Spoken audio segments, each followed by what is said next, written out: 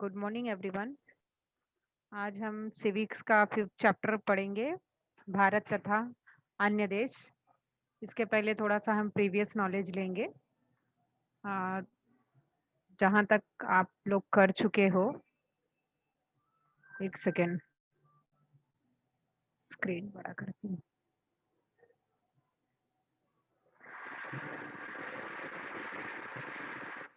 हाँ,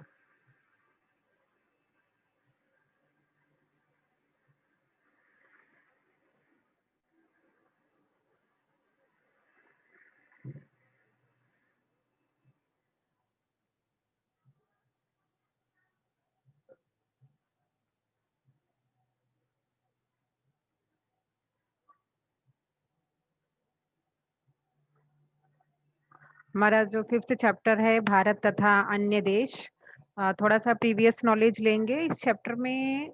अभी तक हमने जो पढ़ा है सिविक्स में कि भारत का बाकी राष्ट्रों के साथ कैसा संबंध रहा है, भारत की विदेश नीति कैसी रही है, और भारत देश जो है बाकी देशों के साथ उसका मतलब उनका जो एक उद्देश्य होता है, जो फ्रेंडशिप करते हैं बाकी देशों के साथ, वो उसकी नीति क्या थी। जैसे भारत क्या चाहता था, भारत का बाकी देशों के साथ जो मैत्रीपूर्ण जो संबंध थे, भारत का एक ही मकसद था कि जो भी अगर हम एक साथ काम कर रहे हैं तो उसमें प्रॉब्लम्स आने वाली हैं, तो प्रॉब्लम्स का जो सलूशन है वो शांति से एक साथ बातचीत करके उस प्रॉब्लम का सलूशन ढूंढा जाए और आगे बढ़ा जाए।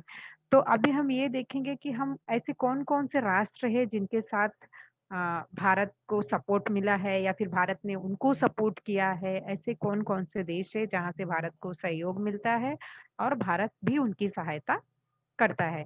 तो अभी तक हमने इसके पहले के टॉपिक कवर कर चुके हैं, तो उसके आगे का टॉपिक जो हम कवर करेंगे वो है नेपाल देश, भूटान देश, म्यांमार, मालदीव। ये सारे देश के नाम हैं जो आप अभी स्क्रीन पे देख रहे हो।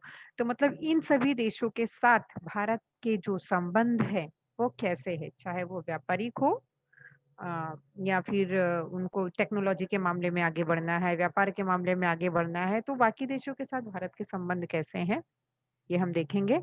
तो हमारा जो पहला टॉपिक है वो आपका हो चुका है नेपाल, लेकिन हम स्टार्ट नेपाल से कनेक्ट करते हुए हम आगे बढ़ेंगे।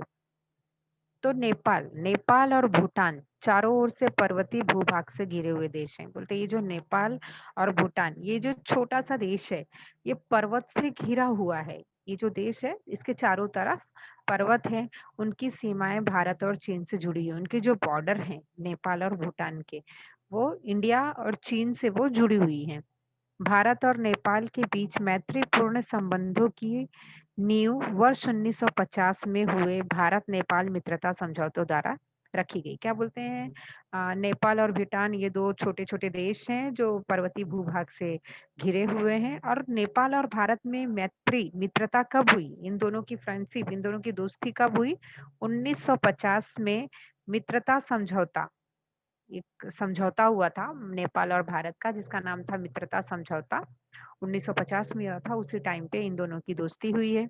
इस समझौते से नेपाल के नागरिकों को भारत में आसानी से न केवल प्रवेश ही अपितु सरकारी नौकरी और उद्योग करने की अनुज्ञप्ति मीन्स लाइसेंस मतलब परमिशन भी मिल गई है। क्या बोलते हैं, इन दोनों की दोस्ती 1950 में हुई। ये जो दोनों देश हैं एक दूसरे को सहायता करते हैं और वहाँ के जो नागरिक हैं उनको यहाँ तक लिबर्टी दी गई कि वो भारत देश में आके सरकारी नौकरी कर सकते हैं, यहाँ पे रह सकते हैं और यहाँ पे उद्योग धंधे अगर उनको करने हैं, कोई व्यापार करना है, तो उसका लाइसेंस भी नेपाल के नागरिकों को दिया गया कि वो इंडिया में आके आसानी से अपना काम कर सकते हैं।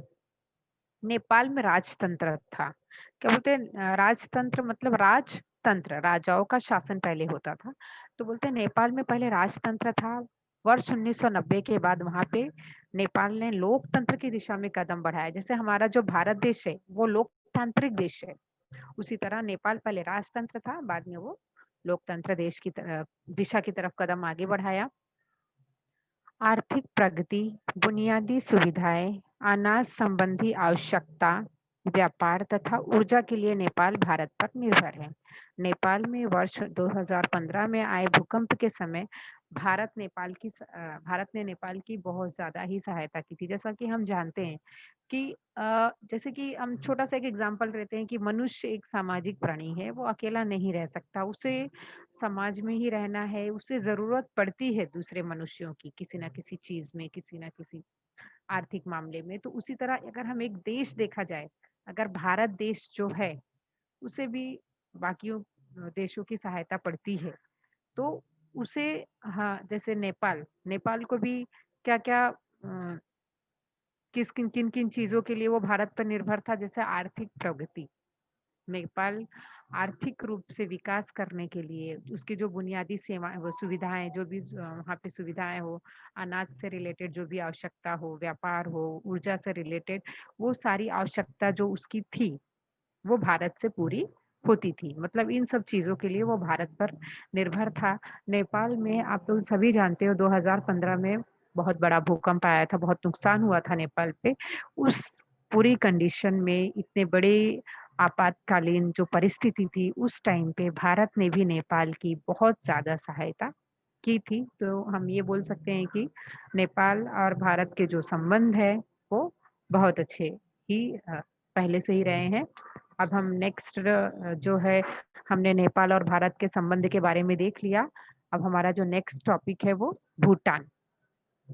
भूटान की सुरक्षा की ज़िम्मेदारी भारत पे है। जैसा कि मैं स्टार्टिंग से ही बोल रही हूँ, इस चैप्टर में हम सिर्फ यही पढ़ रहे हैं कि बाकी जितने भी देश हैं, उनका भारत के साथ संबंध कैसा है। तो अभी हमने नेपाल के बारे में पढ़ा कि नेपाल जो है वो चारों तरफ माउंटेन से घिरा हुआ देश है। उसी तरह भूटान भी वो माउंटेन से घिरा हुआ एक छोटा-सा देश है और वहाँ पे उसकी सुरक्षा की पूरी ज़िम्मेदारी भारत पे है। मतलब भारत उसको सुरक्षा प्रदान करता है और वो सुरक्षा की दृष्टि से भारत पे पूरी तरह से डिपेंडेंट है। भूटान में पानी का भूटान में पानी का प्रचंड स्रोत है। क्या बोलते हैं जो भूटान है, वहाँ पे पानी बहुत ज़्यादा है, प्रचंड मतलब बहुत ज़्यादा है, वो सोर्स है। वहाँ पे पानी इतना ज़्यादा है कि भारत ने उसका उपयोग कर बिजली निर्माण करने की परियोजना में उसने भूटान की हेल्प की। आप सभी लोग जानते हैं अच्छे से कि जो बिजली बनती है, जो लाइट है, वो पानी से ही बिजली बनाई जाती है। वो उसके लिए बहुत ज़्यादा वाटर की ज़रूरत होती है। जैसा कि हम जानते हैं कि भूटान में उतनी उससे वहाँ बहुत सारे मतलब पानी का वो स्रोत ही है, वहाँ पानी का बहुत ज़्यादा वहाँ पे पानी मिल जाता है, तो भारत ने क्या किया उसको हेल्प किया कि किस तरह से वो बिजली निर्माण करे। तो बिजली निर्माण में भारत ने भूटान का बहुत बड़ा ही मदद किया है, बहुत बड़ा योगदान है। अब हमने नेपाल के बारे में पढ़ा, भूटान के बारे में पढ़ा, सभी बच्चे ध्यान से लेक्चर सुनेंगे। बाद में मैं टाइम देने वाली हूँ जिसमें आप अपने सारे क्वेश्चन कर सकते हो। नेक्स्ट है म्यांमार। हमने नेपाल के बारे में पढ़ा, भूटान के बारे में पढ़ा, पर ये जो अभी दूसरा है ये राष्ट्र है म्यांमार। भारत के पूर्व की ओर स्थित दक्षिण पूर्वी एशियाई राष्ट्रों को भारत से जोड़ने वाला प्रवेश द्वार है। बोलते हैं कि ये जो म्यांमार देश है वो भारत के पूर्व पूर्व साइड में ये देश जो है वो बसा हुआ है। ये भारत दक्षिण पूर्वी एशियाई राष्ट्रों को भी ये जोड़ता है। इस भाग में विकसित हो रहे रेल मार्ग और राजमार्ग के कारण दक्षिण एशिया, मध्य एशिया और दक्षिण पूर्वी एशिया एक दूसरे के साथ जोड़े जाएंगे। बट इस भाग में जो विकसित जो रेल मार्ग बनाया गया है, रेल मार्ग राजमार्ग के कारण जो दक्षिण एशिया है, मध्य एशिया है, दक्षिण पूर्वी रशिया है, एक दूसरे के साथ ये जोड़े जाएंगे। किससे हम सभी जानते हैं, आज रेल मार्ग, हवाई मार्ग, राजमार्ग इन सभी के कारण सभी जो दूर दूर के देश थे वो एक दूसरे के करीब आ गए हैं।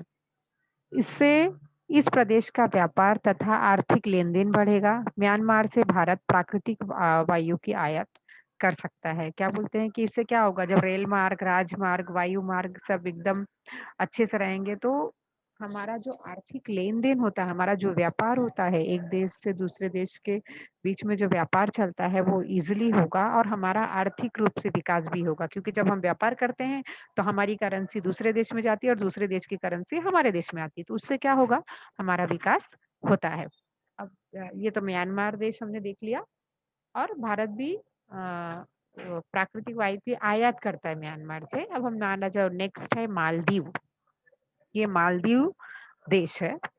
आरंभिक काल से भारत और मालदीव के बीच मैत्रीपूर्ण संबंध रहे। बोलते हैं कि मालदीव राष्ट्र स्टार्टिंग से ही, शुरुआत से ही इन दोनों के बीच के जो संबंध है वो अच्छे हैं, फ्रेंडली है, मित्रता पूर्वक दोनों आसपास अपना एक दूसरे को सहयोग देते हुए आगे बढ़ रहे हैं। भारत के दक्षिण में स्थित यह राष्ट्र अनेक कारणों से भारत पर निर्भर है। भारत के दक्षिण में स्थित ये जो मालदीव राष्ट्र है वो भारत के दक्षिण साइड में है, और भारत के दक्षिण साइड में है। उसी तरह से वो अनेक कारणों से, बहुत सारे उसके रीजंस है, बहुत सारी उसकी आवश्यकता है, जिसकी वजह से मालदीव भारत पर डिपेंडेंट है। वर्ष 1981 से इन दो राष्ट्रों ने व्यापारी संबंध स्थापित किए हैं। क्या बोलते हैं? 1981 से ये दोनों राष्ट्रों में व्यापारिक संबंध स्थापित हुए, मतलब एक दूसरे के साथ इनका व्यापार होते रहता है।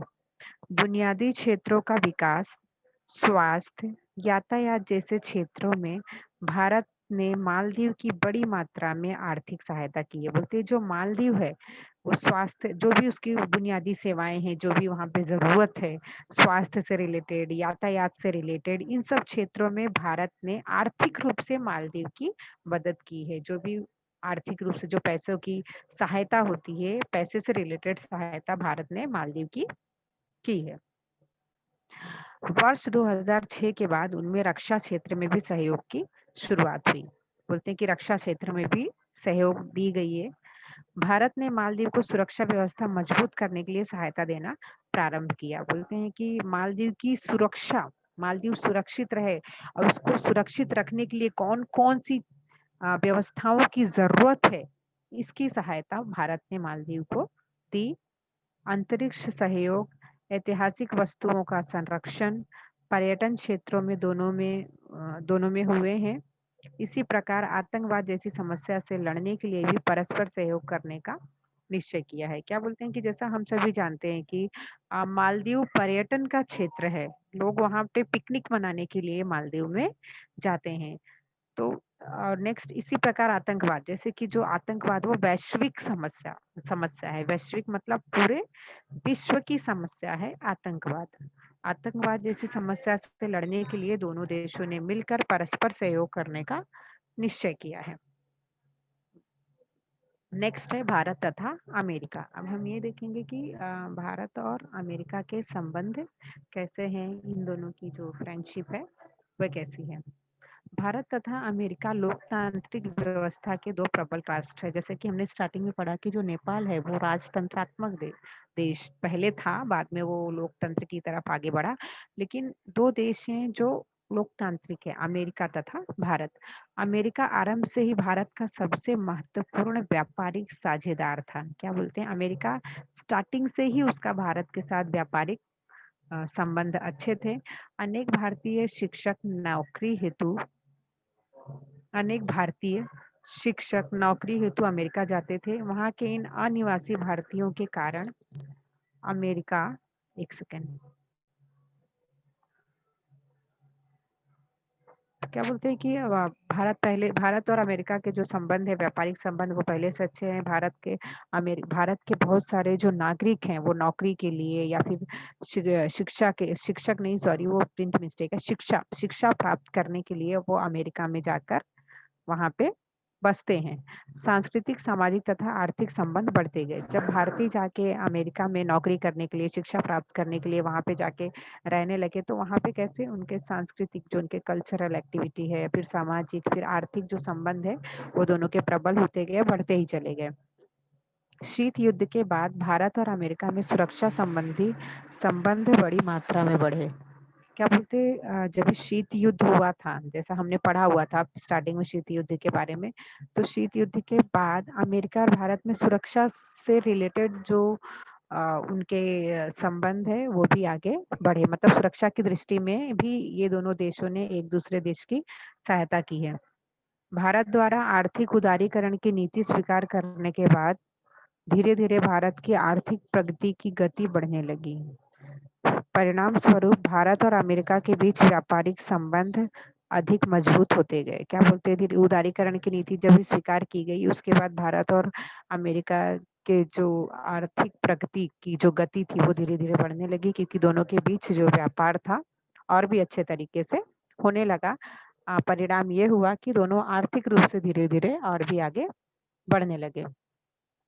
वर्ष 1998 में भारत द्वारा परमाणु परीक्षण करने के बाद कुछ समय तक भारत और अमेरिका के संबंधों में तनाव निर्माण हुआ था। स्टार्टिंग में परमाणु परीक्षण का मैंने लास्ट चैप्टर में आपको विज्ञान और प्रौद्योगिकी का जो चैप्टर था उसमें मैंने आप लोगों को पढ़ाया था कि भारत ने जब पहला परमाणु परीक्षण किया था 1998 में, तो उस टाइम पे भारत और अमेरिका के बीच जो संबंध थे थोड़े से तनाव निर्माण हो गया था। अमेरिका थोड़ा अपने आप को असहज महसूस करने लगा था।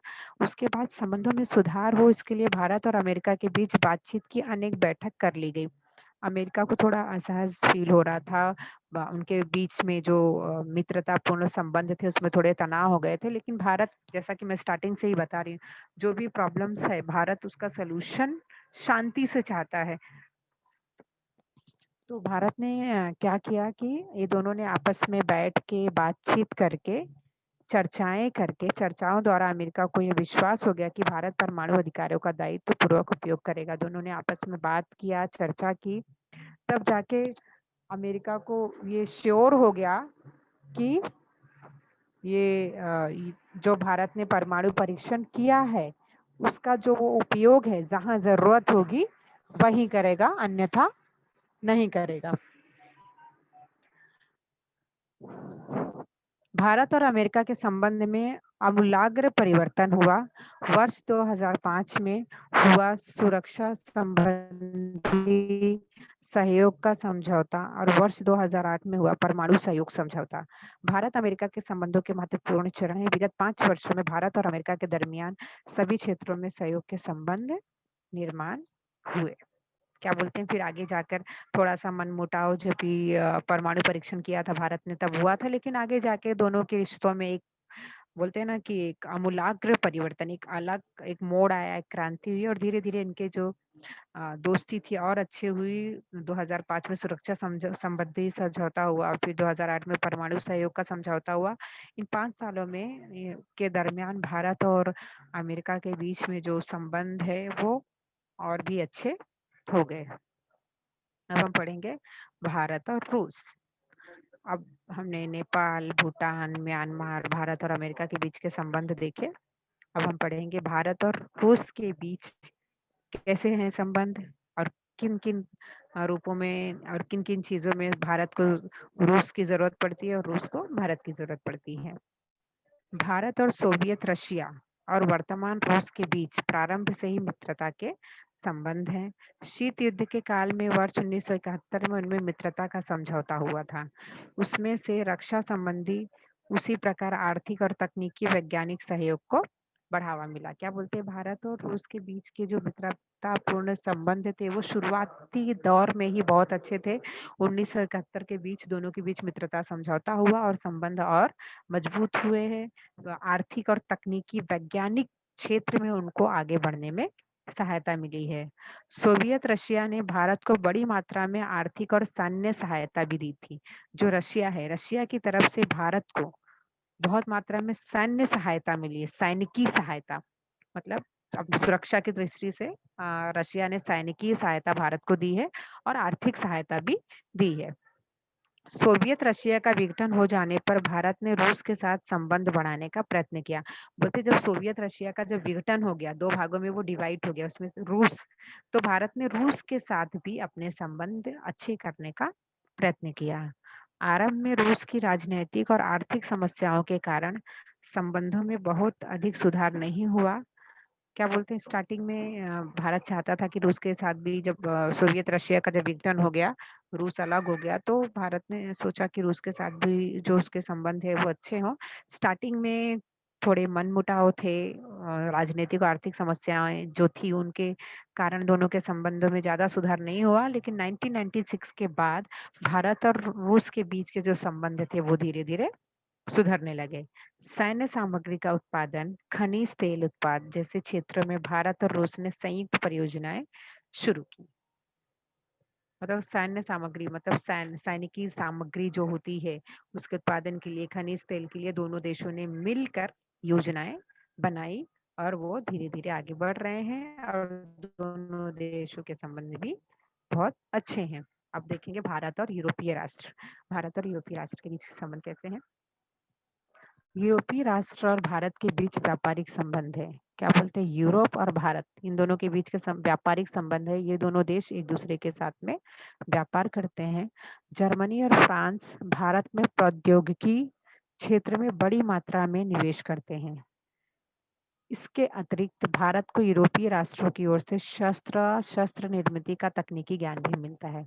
क्या बोलते हैं कि जर्मनी और फ्रांस ये जो 2 देश हैं, प्रौद्योगिकी क्षेत्र में भारत में बहुत बड़ी मात्रा में वो इन्वेस्टमेंट करते हैं औद्योगिक क्षेत्र में।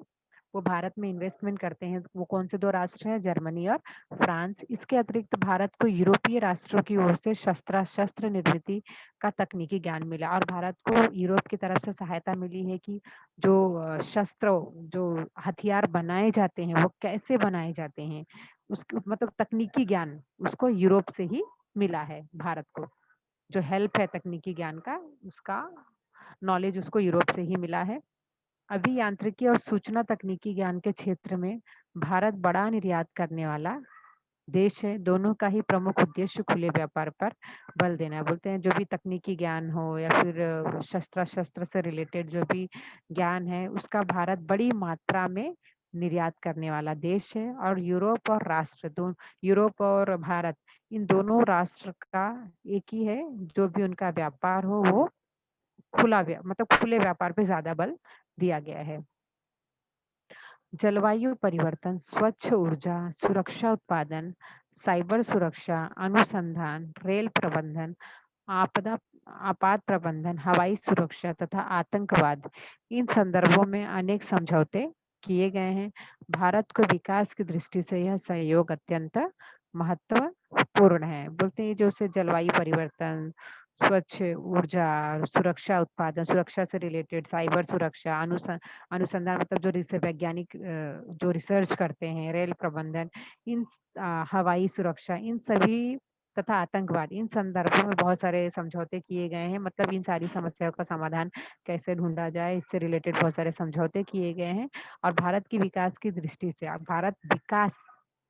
विकास की दृष्टि से भारत कितना आगे बढ़ रहा है, यह सहयोग अत्यंत महत्वपूर्ण है। नेक्स्ट है कौन सा देश है? भारत और अफ्रीका महाद्वीप। भारत और अफ्रीका महाद्वीप के सहयोग के लिए भारत ने सब प्रयोजन कदम उठाए हैं। अफ्रीका के साथ निकट के संबंध होना दोनों की दृष्टि से लाभदायी है। बोलते हैं कि भारत और अफ्रीका महाद्वीप के सहयोग के लिए भारत ने बहुत सारे कदम उठाए हैं और अफ्रीका के साथ निकट के संबंध है। भारत के अफ्रीका के साथ जो संबंध है वो निकट के है, बहुत नजदीक के संबंध है और दोनों की दृष्टि से लाभदायी है। मतलब अगर एक दूसरे के साथ हम दोस्ती करते हैं तो क्या दोस्ती नुकसान के लिए नहीं करते हैं, लाभ के लिए ही करते हैं, ताकि हमारा विकास हो, लाभ हो और हम आगे बढ़े। अफ्रीका के अनेक देश तीव्र गति से आर्थिक उन्नति कर रहे हैं। क्या बोलते हैं? अफ्रीका अफ्रीका के अंदर बहुत सारे वहाँ पे बहुत सारे देश हैं जो आर्थिक रूप से आगे बढ़ रहे हैं। भारत ने अफ्रीका में युवा वर्ग का सर्वांगीण विकास होने के लिए सहायता करने की तैयारी दिखाई है। बोलते हैं अफ्रीका में जो युवा वर्ग है उनका पूर्ण रूप से विकास हो, सर्वांगीण विकास मतलब पूर्ण रूप से विकास हो, इसके लिए भारत ने हर तरह से उनकी सहायता करने के लिए अपनी तैयारी दिखाई है कि मैं हर तरह से तैयार हूँ कि आपके नागरिकों का विकास हो। तो भारत वहाँ पे सहमत है कि वो हर तरह से तैयार है।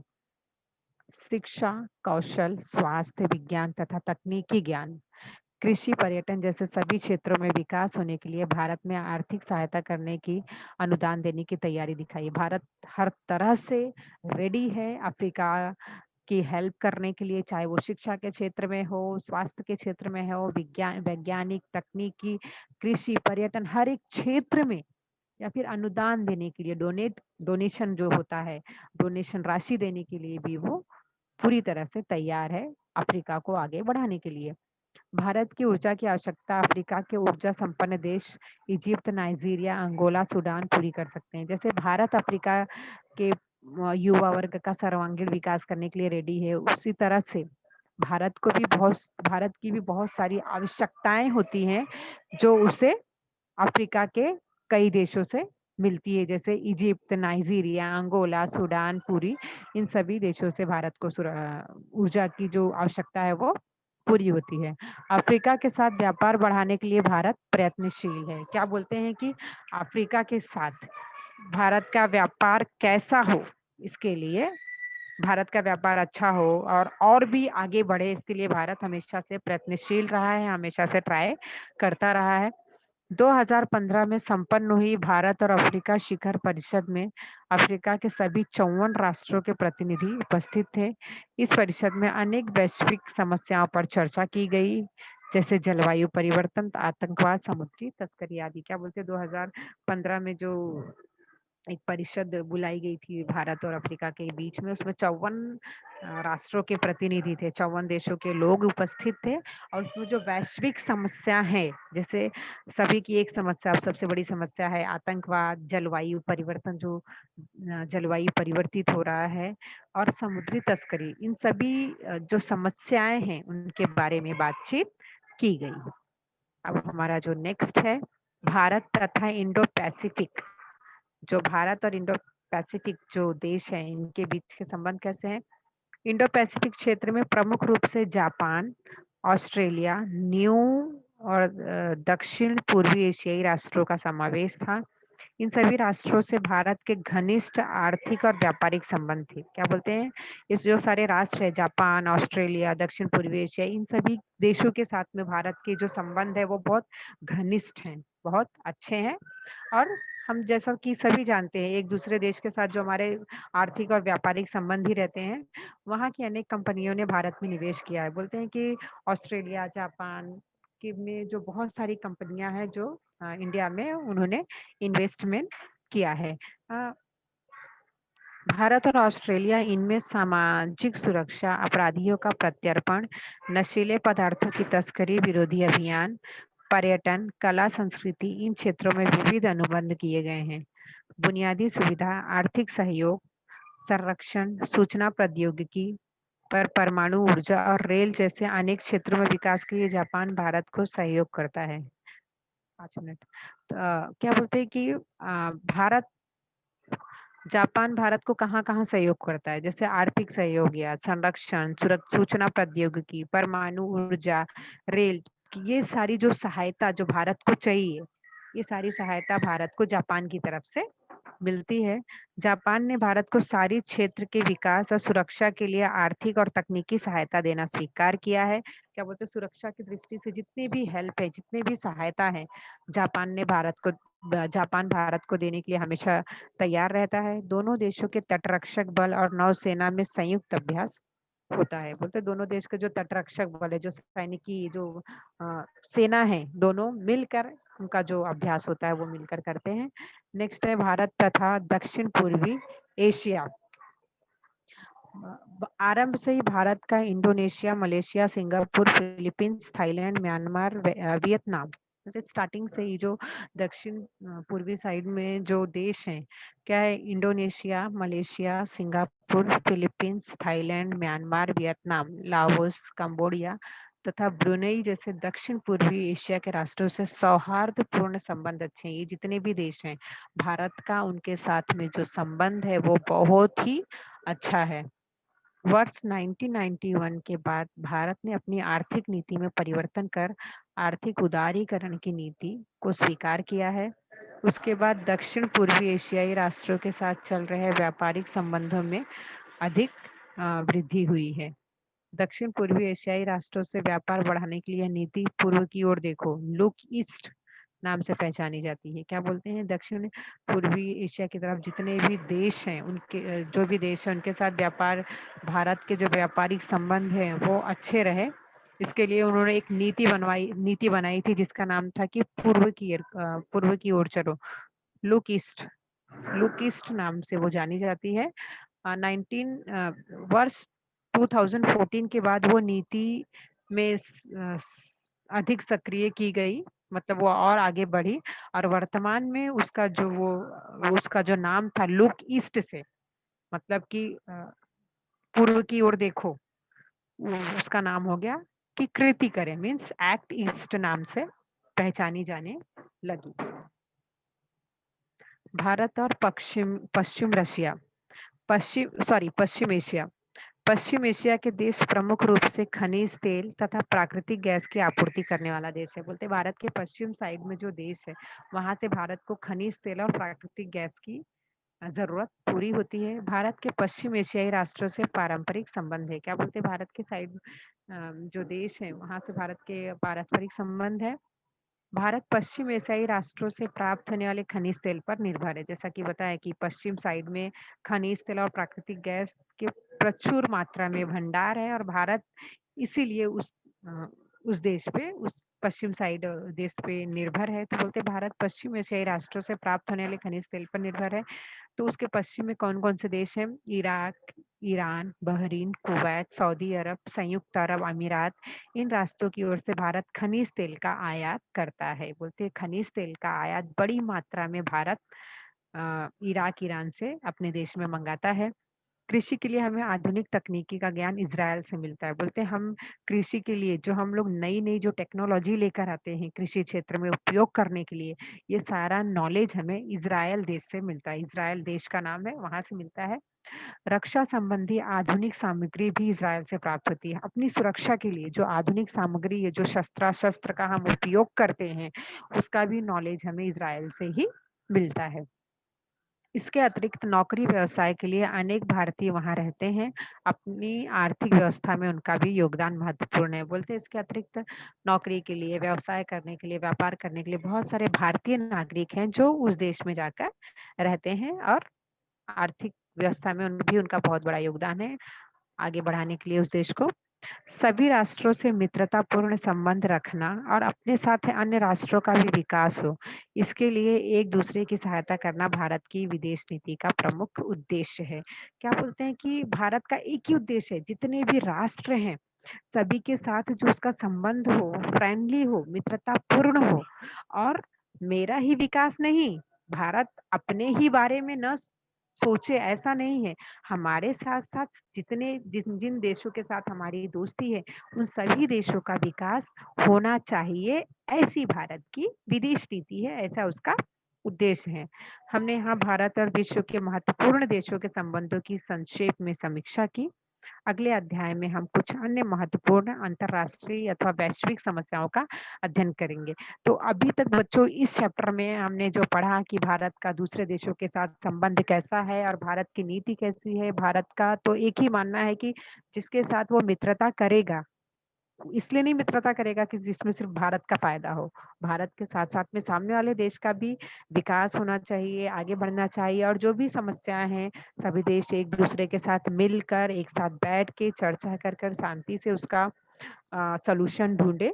इस चैप्टर में हमने यही पढ़ा और आगे जो हम चैप्टर वैश्विक जो समस्या है वो हम नेक्स्ट चैप्टर में पढ़ेंगे।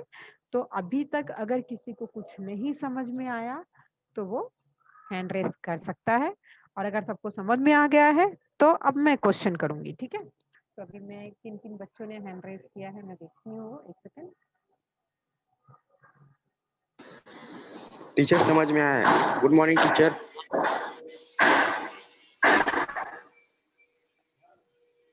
टीचर, हाँ हेलो बोलो। टीचर। हाँ बोलो। निम्न प्रश्नों के उत्तर संक्षेप में लिखिए। भारत क्वेश्चन अमेरिका आंसर के पूछ रहे हो? बीच सहयोग के संबंध में निर्माण होने की पार्श्वभूमि स्पष्ट कीजिए। क्वेश्चन आंसर पूछ रहे हो ना बच्चे? हेलो, आवाज जा रही है? नाम बता दो अपना। हाँ टीचर, आवाज आ रही है। क्या नाम है? सुमित। सुमित, ये जो आपने क्वेश्चन पूछा है ना कि भारत और अमेरिका के बीच जो संबंध कैसे थे, उसका आंसर पूछ रहे हो ना आप? तो ये जो हाँ टॉपिक है ना उनके दोनों के संबंध देखो, स्टार्टिंग से ही मैंने पढ़ा है, दोनों के भी संबंध स्टार्टिंग से ही बहुत अच्छे थे, चाहे वो तकनीकी के मामले में हो या परमाणु परीक्षण के मामले में हो। जो उसका टॉपिक है उसका आंसर वहीं से मिलेगा आपको, ठीक है। ठीक है। हाँ, थैंक यू टीचर। हाँ, और किसी को कुछ पूछना है? और किसी का हैंड रेस कर सकते हैं जिसको पूछना है। अगर नहीं पूछना है तो फिर आगे मेरे क्वेश्चन होंगे। ये माउस काम नहीं कर रहा। ठीक है, अब मैं क्वेश्चन करूं। माउस को क्या हो गया? और किसी को कुछ पूछना है तो पूछ लो, नहीं तो मैं क्वेश्चन करूंगी, फिर आप लोग तभी मेरे साथ में ही क्वेश्चन करने लगोगे। ठीक है, चलिए अब मैं क्वेश्चन करती हूँ, आप लोग मुझे बताओगे। ज्यादा हार्ड क्वेश्चन नहीं रहेगा, जो मैंने पढ़ाया उसमें से ही मैं क्वेश्चन करने वाली हूँ। बिजली के लिए, बिजली निर्माण के लिए भारत ने किसकी सहायता की थी? किस देश की सहायता की थी बिजली निर्माण के लिए? भारत देश ने सहायता की थी, वो कौन सा देश है? गुड, फटाफट इतने सारे हाथ आए। आशीष, आशीष, आशीष, भूटान। आशीष। भूटान, क्यों? क्यों? क्योंकि वहाँ पे पानी की मात्रा अधिक है। हाँ, वहां पे पानी की मात्रा अधिक है। फैजल, फैजल, फैजल। हाँ फैजल, कौन सा देश था वो? भूटान। भूटान, वेरी गुड फैजल, लेकिन क्यों? भूटान को ही क्यों, बाकी देश को क्यों वहाँ नहीं? पानी की मात्रा अधिक है ना, वेरी गुड, वेरी गुड, सारे बच्चों को पानी की मात्रा वहाँ अधिक है। Very good Faisal, very good. Next है सुमित। हाँ, हाँ सुमित, कौन सा देश है? Bhutan. Very good, very good, सारे बच्चों को, वाह बहुत सारे बच्चों ने हाथ ऊपर किया। चलो ठीक है, देखते हैं नेक्स्ट। Prince, Prince. हाँ प्रिंस। भूटान टीचर।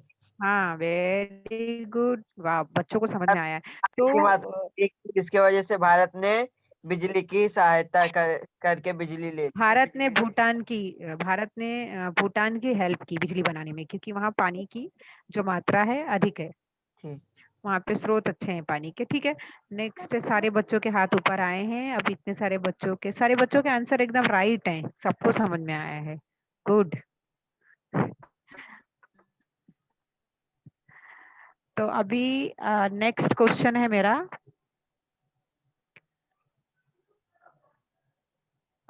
अमेरिका, है ना, अमेरिका और भारत के बीच जो बाकी बच्चों के जो हैंड रेज हैं, सारे बच्चों के आंसर भूटान ही रहेंगे। वेरी गुड, सबको समझ में आया। नेक्स्ट क्वेश्चन में पूछती हूँ, 2 मिनट और रह गए हैं, एक क्वेश्चन और, कि भारत और अमेरिका के बीच में जो इनके संबंध थे बहुत अच्छे थे, है ना, बहुत अच्छे संबंध थे। बीच में ऐसा क्या हुआ था कि दोनों के बीच मनमुटाव पैदा हो गया था?